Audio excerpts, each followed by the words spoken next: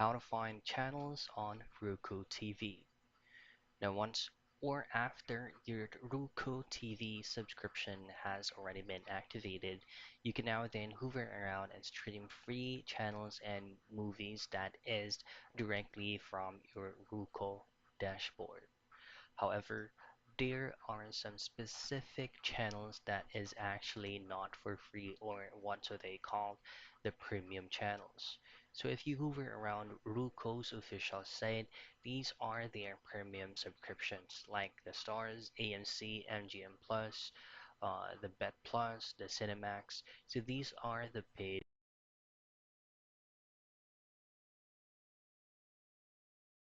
from your Roku account.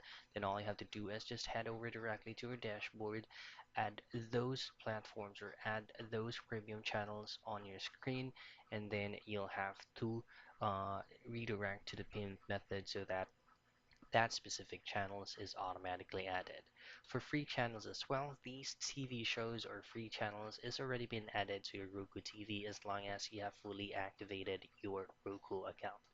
So those are the things that you can track for you to be able to find the channels from your Roku TV.